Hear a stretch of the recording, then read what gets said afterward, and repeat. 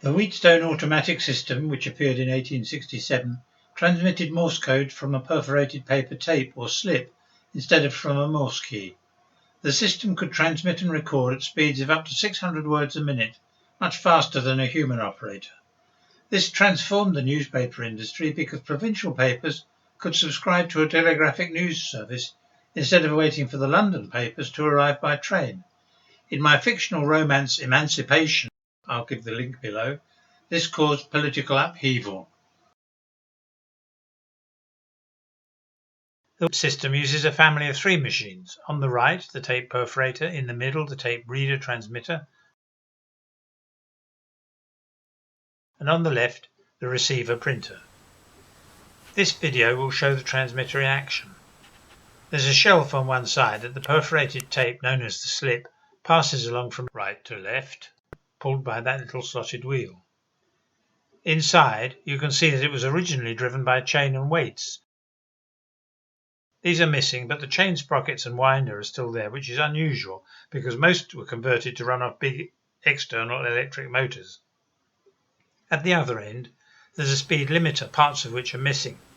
Fortunately, this gives me room to install a small electric motor running at 9600 RPM and driving the mechanism from the high-speed end of the gear train. The slotted wheel drives the slip with the help of a star wheel, which you can see turning underneath. Look at the 2 pins, called prickers, that probe for holes in the slip. When they find holes, the back one turns the current on, the front one turns it off. You'll see that the back one is to the right of the front one, so if the tape has 2 holes in line, the signal stays on for an interval, making a dot. The speed of the tape determines the element duration. Through a series of levers, the prickers activate a rocker switch.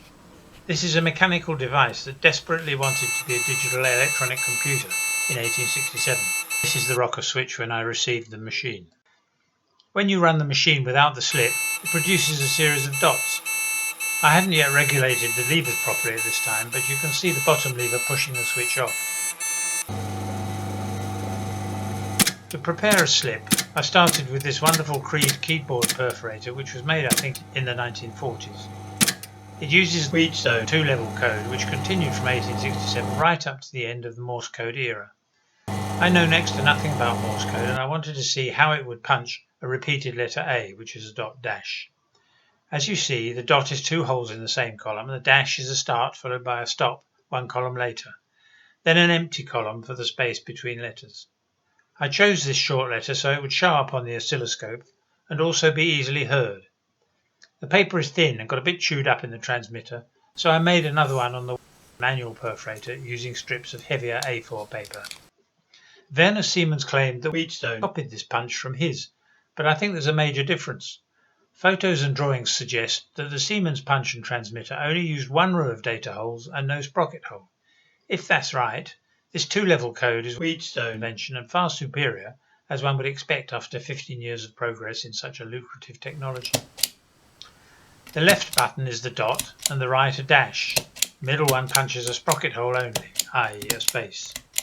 I glued the ends of the slip together, making an endless loop of Morse code A's, each one a dot and a dash followed by the inter-letter space, and put it on the transmitter.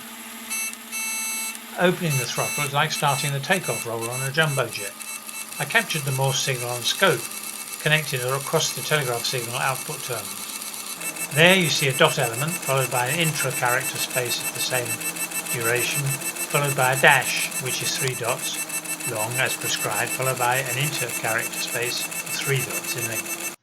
The dot is about 1 division wide on the scope, which as you see is 20 milliseconds. The standard average word uses 24 elements in Wheatstone code and contains 5 letters. At 20 milliseconds per element, that makes 125 average words per minute, or 625 letters per minute. By 1904, the post office was saying that the top speed was 3,000 letters a minute, or 600 words.